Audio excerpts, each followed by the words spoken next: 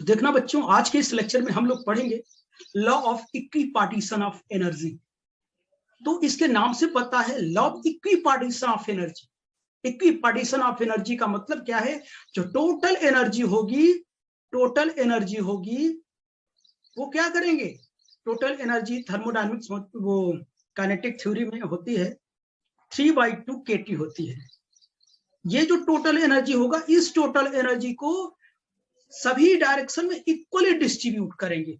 Law of equipartition of energy, देखिए नाम से पता है equipartition of energy, equal energy in all directions, all degree of freedom में हम क्या करेंगे? डिस्ट्रीब्यूट करेंगे। तो अगर मैं कहूं, यहां पर देखना, ये x है, y है, z है, तो अगर मैं इक्वली डिस्ट्रीब्यूट करूंगा हाफ के टी और हाफ के टी आएगा, राइट? तो अगर मैं तीनों को ऐड करूं, half k T plus half k T plus half k T, बोलो कितना है? 3/2 kT है कि नहीं? इस टोटल एनर्जी को क्या करेंगे? हम इक्वली डिस्ट्रीब्यूट करेंगे इन ऑल डायरेक्शन। ठीक, तो डिग्री ऑफ फ्रीडम पर भी डिपेंड करेगा। तो आइए देखता हूं इसके बारे में। According to law of equipartition of energy, the total energy of the system is distributed equally in all direction, यानी डिग्री ऑफ फ्रीडम। तो जो टोटल एनर्जी है वो क्या करेंगे? ऑल डायरेक्शन में क्या करेंगे? डिस्ट्रीब्यूट करेंगे। टोटल एनर्जी मैंने बताया 3/2 होता है। और एवरेज एनर्जी कितनी होगी? AV will be equal to half k T, जहां के क्या है? बोल्ट्जमैन कांस्टेंट है, T is the absolute temperature. ठीक है ना? ये इतनी एनर्जी ऑल डायरेक्शन में क्या होगी? डिस्ट्रीब्यूट होगी। तो अब देखना, if we consider a monoatomic gas molecules, अगर मैं मोनोएटॉमिक गैस मॉलिक्यूल्स ले लूं, then it have 3 translational degree of freedom। अगर मोनोएटॉमिक की बात करूं, अगर आप फर्स्ट ईयर पढ़े होंगे या 11th में पढ़े होंगे, तो काइनेटिक थ्योरी में law of equipartition of energy दूसरे तरीके से प्रूव किया जाता है, सिंपल मेथड्स। जहां मैं स्टैटिस्टिकल मैकेनिक्स पढ़ रहा हूं, ठीक है ना, तो स्टैटिस्टिकल कोई क्या कहते हैं, कैनोनिकल डिस्ट्रीब्यूशन लॉ हम लगाएंगे यहां पर। तो याद करो, मैंने डिग्री ऑफ फ्रीडम का फॉर्मूला बताया था 3n - k या विल बी इक्वल टू, ये था। फॉर मोनोएटॉमिक के लिए क्या था? मोनोएटॉमिक तो n 1 था, मतलब एक एटम था। मोनोएटॉमिक के लिए n था, के में कोई रिलेशन नहीं बनेगा, तो यह विल बी इक्वल टू 3 × 1 - 0 3। ये 3 डिग्री ऑफ फ्रीडम था मोनोएटॉमिक। डायटोमिक के लिए कितना था? यह will be equal to 3n - k। अगर डायटोमिक के लिए बात करूं, डायटोमिक के लिए n2 हो जाएगा, के कितना हो जाएगा? 1। मतलब दो एटम के बीच का केवल एक ही रिलेशन, ये फ्री रिलेशन होता है कि एक ही रिलेशन तो बना ना, तो यहां मैं रख दूंगा 3 × 2 - 1, ये कितना होगा? 6 - 1, 5 डिग्री ऑफ फ्रीडम होगा। ऐसे ट्राइएटॉमिक के लिए n कितना है? 3 है। के क्या होगा? 2 केस बनेगा। लीनियर के लिए कितना होगा? लीनियर मतलब एक एटम, 2 एटम, 3 एटम, कितने रिलेशन बने? 1 कितने? 2। के की वैल्यू कितनी आई? 2 आई। बताओ, सॉल्व कर लो। यह विल बी इक्वल टू कितना? 3 दूनी 3 त्रिका 9, 2 निकाल दो, कितना आएगा? 6 आएगा। और नॉन लीनियर के लिए क्या आ जाएगा? ये नोट नहीं करना, सब जानते, मैं याद दिला रहा हूं। तो n 3 हो जाएगा और k भी 3 हो जाएगा। क्यों? नॉन लीनियर ऐसे, एक एटम यहाँ, एक एटम यहाँ, एक एटम यहाँ, 1 2 3 ना। तो यह कितना आएगा? आपको से बनाएगा, गलत लिख दिएगा, 2 निकल जाएगा, इसमें से बनाएगा, इसमें 6 आएगा, ठीक ना। तो ऐसा हम लोग करते थे। यानी हमने क्या कंसीडर किया बेटा? हमने कंसीडर किया मोनोएटॉमिक गैस के लिए। मोनोएटॉमिक गैस के लिए 3 डिग्री ऑफ फ्रीडम होंगे, तीनों की तीनों ट्रांसलेशनल डिग्री ऑफ फ्रीडम होंगे, ठीक है ना। तो 3 डायरेक्शन आपको इसमें मिलेंगे। तो इन 3 डायरेक्शन के लिए बताइए हम क्या करेंगे? x, y, z, ये डायरेक्शन होंगे, ठीक। तो अब देखना इसके लिए, तो हम क्या करेंगे? ये हमने फिगर बनाया, 3 डिग्री ऑफ फ्रीडम, x है, y है और z है। तो यहाँ कितना आएगा, हाफ के टी आएगा, हाफ के टी आएगा और हाफ के टी आएगा, ठीक है ना। यानी ये क्या होता है कि इसे, ये टोटल एनर्जी होती है, total energy E will be equals to 3/2 kT, और एवरेज एनर्जी, एवरेज को ऐसे लिखो, या तो आप एंसेंबल से रिप्रेजेंट कर दो, ये कितना आ जाएगा, हाफ केटी हो जाएगा। ये लॉ ऑफ इक्विपार्टीशन से इतनी एनर्जी आती है, इक्वली डिस्ट्रीब्यूट होगा, तो यही हमको प्रूव करना है। एवरेज कैसे निकल, डिवाइड कर दो 3 से डिवाइड कर दो, देखो मिल जाएगा 3 डायरेक्शन में, ठीक। तो आइए हम लोग यही प्रूव करते हैं। तो प्रूफ हम अगर वहां पढ़ते, आइए बच्चों हम लोग इसका प्रूफ देखते हैं। According to law of canonical distribution,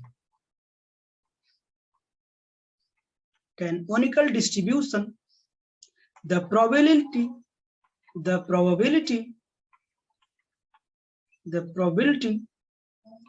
of molecules in EI energy state,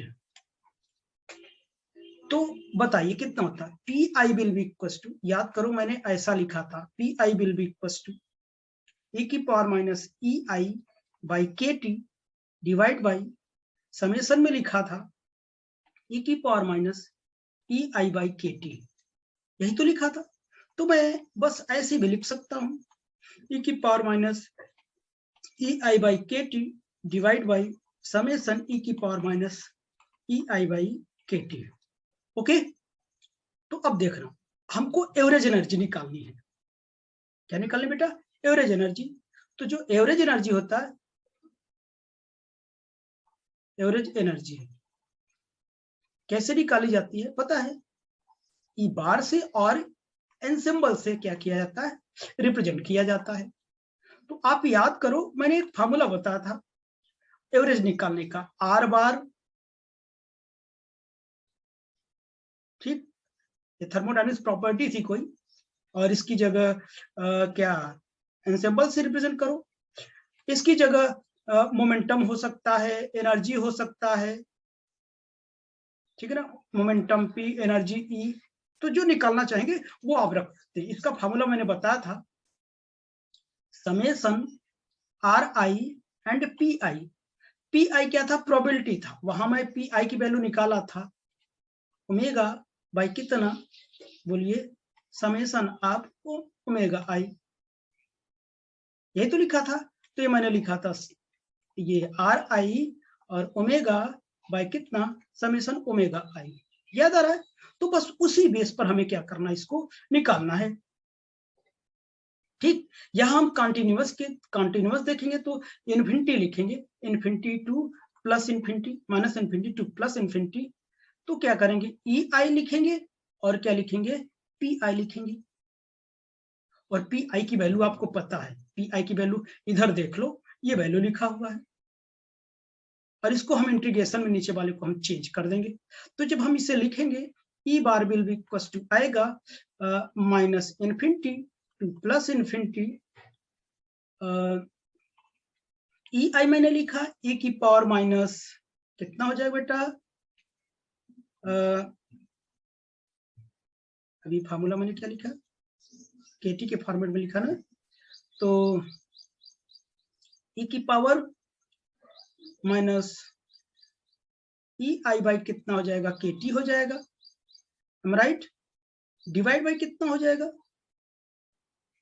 minus infinity to plus infinity, कितना हो जाएगा, e की पावर माइनस EI बाई कितना, KT हो जाएगा, और क्या हो जाएगा यहाँ पर,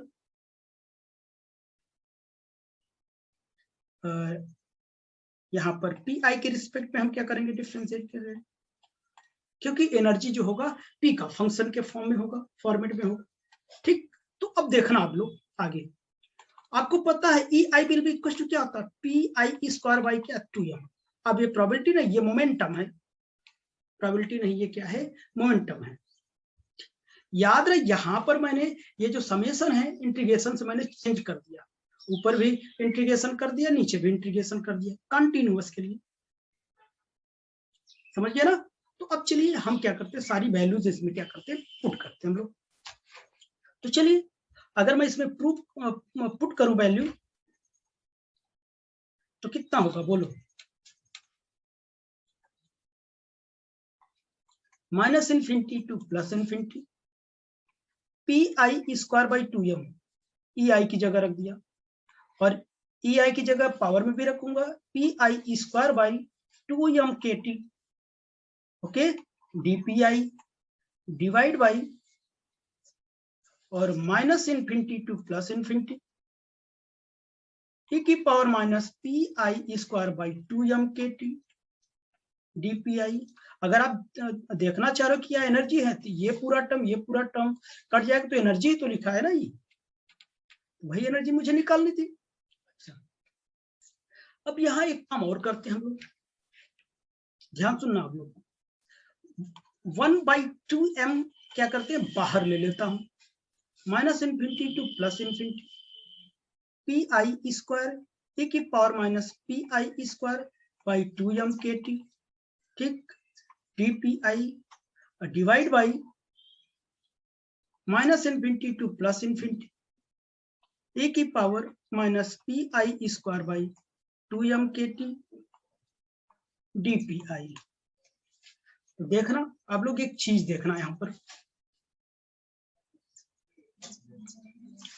एक मैं फॉर्मूला दिखा रहा हूं, देखना, ये minus infinity to plus infinity x square e की power minus alpha x square dx। अगर इतना लिखा तो इसको हम लिख सकते हैं 1/2 अल्फा रूट में पाई बाई अल्फा लिख सकते हैं, और minus infinity to plus infinity, अगर केवल e power minus alpha x square dx लिखा है, इसको हम लिख सकते हैं रूट में पाई बाई अल्फा। क्या कुछ इसी फॉर्मेट में है क्या, जहां यक्स है वहां पी आई है, पी आई, देखो यहां भी है, यहां भी है, और यहां भी है ना, ऐसे यहां भी है, यहां भी है, तो इसमें भी यहां भी है, यहां भी।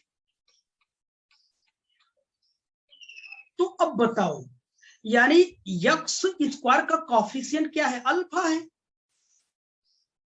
तो यहां यक्स स्क्वायर की, ये यक्स स्क्वायर है, यहाँ पी स्क्वायर का कॉफिशिएंट कितना है, जो भी कुछ होगा अल्फा होगा।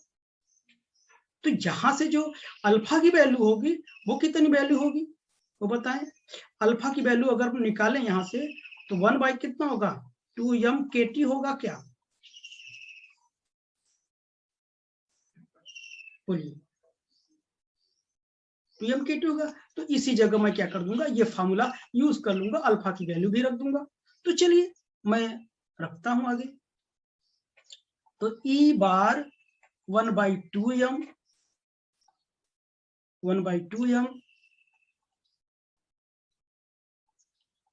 कितना होगा, ये होगा 1/2 अल्फा, ऊपर वाला यही आएगा, पाई बाई अल्फा। मैथ के स्टूडेंट है, इतना आप समझ सकते हो, रूट में पाई बाई अल्फा। यहाँ अल्फा की वैल्यू रखने की आवश्यकता नहीं, ये कट जाएगा, तो E bar will be equal to 1/2m, और अल्फा की वैल्यू मैंने बताया 1/2m के टी, 2 से 2 कट गया, m के टी बेटा ऊपर चला जाएगा, यानी m k T by 2m, m से m कट गया, अब क्या आएगा बोलिए, E average will be equal to half k T. यही तो मुझे प्रूव करना था। This is the law of equipartition of energy, this is the law of equipartition of energy, partition of energy, okay, यानी सभी डायरेक्शन में क्या होगा, इक्वल एनर्जी क्या होगा, डिस्ट्रीब्यूट करेगा, हाफ के टी और half k T, average energy होगी, एक्स है, वाई है, जेड है। तो आई होप कि ये टॉपिक आपको समझ में होगा, ठीक, तो तब तक के लिए बाय।